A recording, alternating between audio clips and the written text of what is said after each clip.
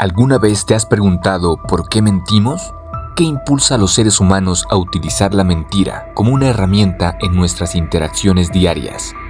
En este video exploraremos el fascinante mundo de la mentira y su papel en la evolución humana. Descubriremos cómo la capacidad de mentir no solo ha sido una estrategia de supervivencia a lo largo de la historia, sino que también podría estar vinculada a nuestra inteligencia y adaptabilidad como especie. Acompáñanos en este viaje mientras examinamos por qué mentir nos hace más inteligentes y cómo estamos evolutivamente diseñados para mentir. Cuando mentimos, el cerebro experimenta una serie de conexiones y procesos cognitivos complejos. Una de las áreas clave del cerebro involucradas en el acto de mentir es la corteza prefrontal, que está implicada en la toma de decisiones, la planificación y el control ejecutivo. Además, la amígdala, que está asociada con la emoción y la respuesta al miedo, también juega un papel importante en la respuesta emocional a la mentira y en la supresión de la verdad. En términos de investigaciones científicas sobre cómo la mentira nos hace más inteligentes y cómo estamos evolutivamente diseñados para mentir, hay varias teorías y estudios que abordan este tema. Investigadores de la Universidad de Duke en 2005 realizaron un estudio que encontró que las personas que son mejores mentirosas tienden a tener una mayor conectividad entre la corteza prefrontal y otras áreas del cerebro relacionadas con la toma de decisiones y la inhibición de respuestas emocionales. Esto sugiere que la capacidad de mentir está asociada con un mayor control cognitivo y ejecutivo. Otro estudio realizado por investigadores de la Universidad de College London en 2008 encontró que las personas que son más hábiles para mentir tienden a tener una materia gris más desarrollada en áreas del cerebro relacionadas con la empatía y la teoría de la mente. Esto sugiere que la capacidad de comprender y predecir las creencias y emociones de los demás puede estar relacionada con la habilidad para mentir de manera efectiva. La teoría de la evolución de la mentira. En términos de la evolución de la mentira, los científicos evolutivos sugieren que la capacidad de mentir puede haber surgido como una estrategia adaptativa para la supervivencia en entornos sociales complejos. Según esta teoría, los individuos que podían mentir de manera efectiva tenían una ventaja competitiva en términos de obtener recursos, evitar conflictos y mejorar su posición social. David Livingstone Smith, en su libro ¿Por qué mentimos? Las raíces evolutivas del engaño y la mente inconsciente, explora cómo la mentira y el engaño están arraigados tanto en la biología humana como en la evolución cultural. Smith argumenta que la mentira es una parte integral de la experiencia humana y que ha evolucionado como una estrategia adaptativa para sobrevivir en entornos sociales complejos. Algunos de los puntos clave que Smith aborda incluyen capacidad cognitiva. Smith señala que los seres humanos poseen una capacidad cognitiva única que les permite imaginar realidades alternativas y comunicarse de manera compleja. Esta capacidad proporciona la base para la mentira y el engaño. Evolución cultural.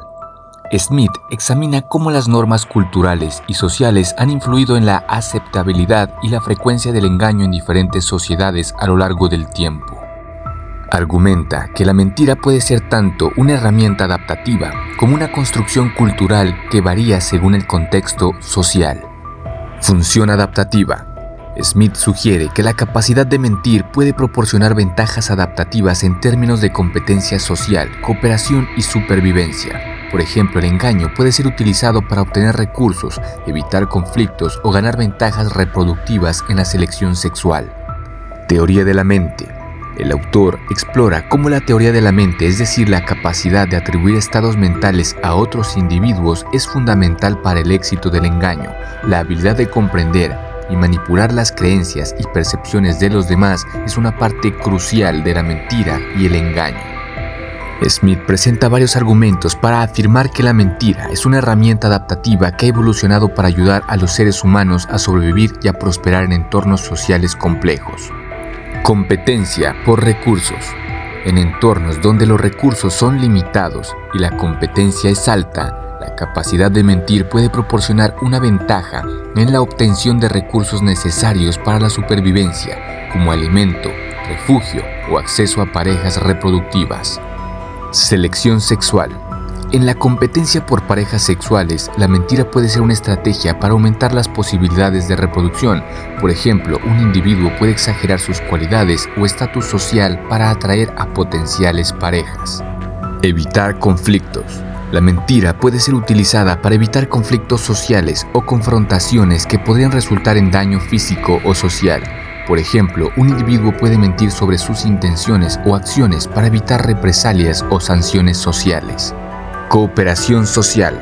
En ciertos contextos, la mentira puede promover la cooperación social al facilitar la negociación, el intercambio de recursos o la resolución de conflictos de manera diplomática.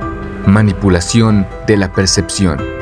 La mentira puede ser utilizada para manipular la percepción de los demás sobre uno mismo o sobre una situación, lo que puede proporcionar ventajas en términos de reputación, estatus social o liderazgo. Continuemos ahora con algunos ejemplos de mentiras en la naturaleza y en la sociedad humana que respaldan argumentos de Smith de cómo la mentira y el engaño están arraigados en la biología humana y la evolución cultural. Engaño en el mundo animal. Smith señala cómo algunas especies animales emplean tácticas engañosas para obtener comida, escapar de depredadores o asegurar parejas reproductivas. Por ejemplo, ciertos peces utilizan señales falsas para atraer a sus presas y algunos pájaros engañan a sus parejas sobre la paternidad de los huevos para asegurar su propia descendencia. Pájaros cucos. Los cucos son conocidos por depositar sus huevos en los nidos de otras especies de aves para asegurarse de que sus huevos sean incubados y alimentados. Los cucos imitan los huevos y el comportamiento de las aves anfitrionas. Esto engaña a los padres adoptivos para que críen a los polluelos de cucos como si fueran propios. Orquídeas engañosas. Algunas orquídeas tienen flores que imitan a insectos hembra para atraer a los machos de esa especie que intentan copular con la flor. Durante el proceso, los machos pueden transferir polen entre las flores engañadas, facilitando la polinización. Mantis religiosa. Durante el apareamiento, la hembra de mantis religiosa puede comerse al macho si no logra escapar rápidamente después de la cópula. Algunos machos utilizan tácticas engañosas, como movimientos rápidos y evasivos, para intentar evitar ser devorados por la hembra después de la reproducción. Peces arquero. Los peces arquero, como los toxotes jaculatrix, son conocidos por su habilidad para disparar chorros de agua a insectos u otros objetos en la superficie del agua para derribarlos y capturarlos. Estudios han demostrado que estos peces son capaces de calcular la refracción y corregir sus disparos para golpear con precisión a su presa, lo que sugiere una forma de engaño en la caza. La mentira en la crianza de los hijos. En la sociedad humana, Smith observa cómo los padres pueden mentir a sus hijos para fomentar ciertos comportamientos o protegerlos de información perjudicial. Por ejemplo, los padres pueden decirle a un niño que el dentista no duele para que esté menos ansioso antes de una visita al dentista. El mito del ratón Pérez o el hada de los dientes. Muchos padres cuentan a sus hijos la historia de que un personaje mágico como el ratón Pérez o el hada de los dientes dejará dinero debajo de la almohada a cambio de los dientes de leche perdidos. Esta historia se utiliza para fomentar la idea de que la pérdida de dientes es algo emocionante y normal. Comer verduras para crecer fuerte y sano. Algunos padres pueden exagerar los beneficios de comer verduras para fomentar hábitos alimenticios saludables en sus hijos. Por ejemplo, podrían decirle a un niño que comer espinacas lo convertirá en un superhéroe o lo hará crecer más alto. Historias para proteger de peligros. Los padres a menudo utilizan historias o advertencias exageradas para proteger a sus hijos de peligros potenciales. Por ejemplo, pueden decirles a los niños que si no se lavan las manos se enfermarán gravemente o que si juegan con fuego se quemarán sin remedio. Mentiras piadosas sobre la muerte o la enfermedad de mascotas. Cuando una mascota muere o se enferma gravemente, los padres pueden mentir a sus hijos sobre la situación para protegerlos emocionalmente. Por ejemplo, podrían decirle al niño que la mascota se fue de viaje o está durmiendo. El engaño en la política y la publicidad. Smith discute cómo la mentira y el engaño son comunes en la política y la publicidad, donde se utilizan para influir en la percepción pública y obtener apoyo o ventas. Por ejemplo, los políticos pueden exagerar logros o distorsionar la verdad sobre sus oponentes, y las empresas pueden hacer afirmaciones engañosas sobre la efectividad de sus productos para aumentar las ventas. Aquí tienes algunos ejemplos históricos de engaños en la política y la publicidad que respaldan la afirmación de David Livingstone Smith. Número 1. Campaña de difamación contra John Adams en 1800. Durante las elecciones presidenciales de Estados Unidos en 1800, Thomas Jefferson y su partido político difundieron rumores falsos sobre John Adams, su oponente. Se afirmaba que Adams era monárquico, pro-británico y hostil hacia los derechos y libertades de los ciudadanos estadounidenses. Estos ataques difamatorios influyeron en la percepción pública sobre Adams y pueden haber contribuido a la victoria de Jefferson. Número 2. Campaña publicitaria engañosa de Camel, 1940-1950.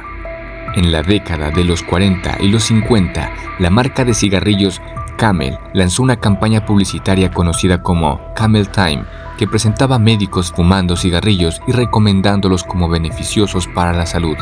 Estas afirmaciones engañosas contribuyeron a la percepción pública errónea de que fumar no tenía consecuencias negativas para la salud. El caso Watergate, 1972. Durante la campaña presidencial de 1972 en Estados Unidos, el Comité para la Reelección del Presidente, vinculado al presidente Richard Nixon, se vio involucrado en una serie de actos ilegales, incluyendo el allanamiento de la sede del Partido Demócrata en el Hotel Watergate. Para encubrir sus acciones, la administración Nixon participó en un extenso encubrimiento y emitió declaraciones engañosas a la prensa y al público sobre su participación en el escándalo. Este engaño político resultó en la renuncia de Nixon en 1974. La campaña publicitaria de Daisy Girl, 1964. Durante la campaña presidencial de 1964 en Estados Unidos, el candidato demócrata Lyndon B. Johnson lanzó un anuncio de televisión conocido como Daisy Girl, que presentaba a una niña inocente contando pétalos de margarita antes de que una voz en off contara hacia atrás un lanzamiento de misiles nucleares. El anuncio fue diseñado para instilar miedo en el público y retratar al candidato republicano Barry Goldwater como una amenaza para la seguridad nacional. Aunque la publicidad no incluía declaraciones falsas directas, su mensaje implícito era engañoso y contribuyó a influir en la percepción pública sobre Goldwater. En el libro La locura de los tontos, la lógica del engaño y el autoengaño en la vida humana, de Robert Trivers, se explora en profundidad cómo la mentira y el autoengaño son fenómenos comunes en la vida humana y tienen raíces evolutivas profundas. En la sección del autoengaño y bienestar psicológico, Trivers sugiere que el autoengaño puede ser beneficioso para el bienestar psicológico al permitir a las personas mantener una imagen positiva de sí mismas y protegerse de la angustia emocional. Sin embargo, también señala que el autoengaño puede llevar a decisiones irracionales, comportamientos perjudiciales para uno mismo y para los demás. El estudio de Taylor y Brown en 1988. Trivers cita el trabajo de Taylor y Brown, quienes propusieron la teoría del realismo defensivo, argumentando que el autoengaño puede ser una estrategia adaptativa para mantener la autoestima y reducir la ansiedad. Según este enfoque, las personas tienden a mantenerse creencias exageradamente positivas sobre sí mismas y su control sobre su entorno, incluso cuando la evidencia sugiere lo contrario. La investigación de Alike y Sedikides en 2009. En un estudio publicado en el Journal of Personality and Social Psychology, Alike y Sedikides encontraron que el autoengaño puede estar asociado con una mayor satisfacción con la vida y una mejor salud mental.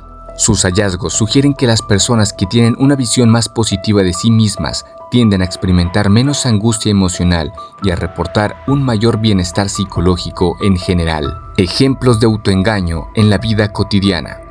Trivers también proporciona numerosos ejemplos de cómo el autoengaño puede manifestarse en la vida cotidiana.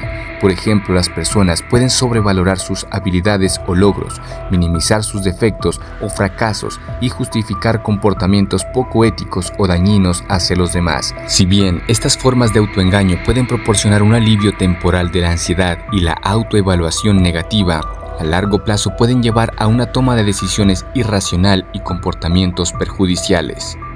Una historia real que ilustra las ideas de Robert Trivers sobre el autoengaño y su impacto en el bienestar psicológico involucra el caso de Lance Armstrong, el célebre ciclista estadounidense y campeón del Tour de Francia. Durante años, Lance Armstrong fue venerado como un héroe del deporte por su impresionante carrera como ciclista y por su valiente lucha contra el cáncer testicular.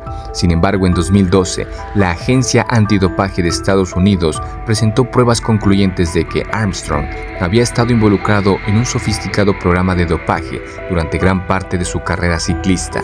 A pesar de las abrumadoras pruebas en su contra, Armstrong continuó negando vehementemente las acusaciones de dopaje durante años, manteniendo una fachada de inocencia y negando cualquier conocimiento o participación en actividades ilegales. Esta negación persistente podría interpretarse como un claro ejemplo de autoengaño donde Armstrong se convenció a sí mismo de su propia inocencia para proteger su imagen pública y su legado como un héroe del deporte.